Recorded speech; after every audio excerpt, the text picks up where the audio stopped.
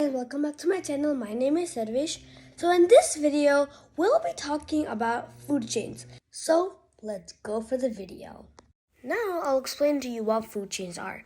Food chains are the sequence of transfers of matter and energy in the form of food from one organism to another. So let's get something straight.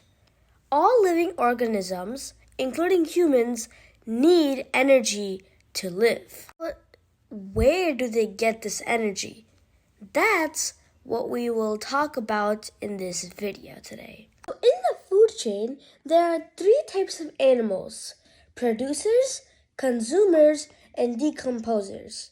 So now I'll explain to you a little bit more about these types of animals and what their significance is in the food chain. The first type of living organism are producers. Producers are basically living organisms that make their own food from elements such as sunlight or carbon dioxide. The difference in the food chain is that because they're the base level of the chain, without them, the food chain wouldn't even exist. Because if you've ever seen, without a base of anything, it would collapse. And so the producers type of living organisms in the food chain creates any food chain.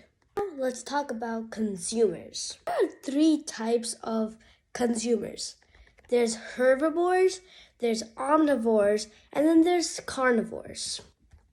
So now let's talk about more about these type of consumers. First type of consumers is herbivores. Herbivores are animals that eat plants, such as deers or types of animals like that. They would be called herbivores. Now let's talk about carnivores. Carnivores are animals that eat other animals, such as tigers or lions. They feed on other animals and they consume them, and they're also consumers. So carnivores is another type of consumers. Now, omnivores. Omnivores are animals that eat everything from plants to other animals. This includes animals such as bears. The final type of living organisms in the food chain are decomposers. Decomposers are living organisms that decompose another dead living organism into nutrients that help the ground or soil it's on. Examples include worms. Worms decompose, but they don't really eat. What they do is that they decompose, as in they break down that other living organism into small parts until it's part of the soil. So that's what decomposing in the food chain is, or decomposers.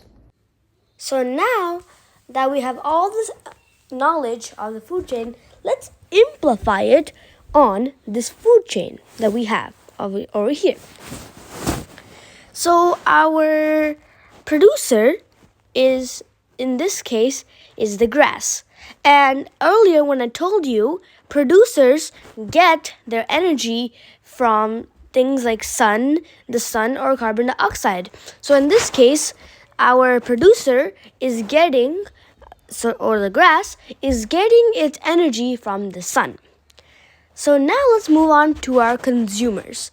So if I didn't tell you earlier, there's four types of consumers. There's primary consumers, secondary consumers, and tertiary consumers, and also apex consumers.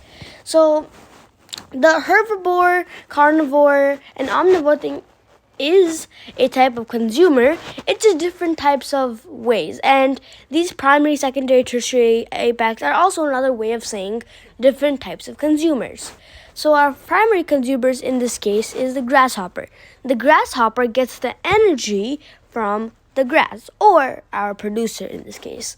And the energy from the grasshopper is obtained by our secondary consumer, which is our frog in this case. And then the snake eats the frog, and the snake is the tertiary consumers, so it obtains the energy till now in the food chain. And after the snake is the hawk, which eats the snake and gets all of the energy in the food chain. And somehow when the hog dies, it gets decomposed by the bacteria or fungi, and it gets decomposed into the soil that helps the grass, and the food chain starts all over again.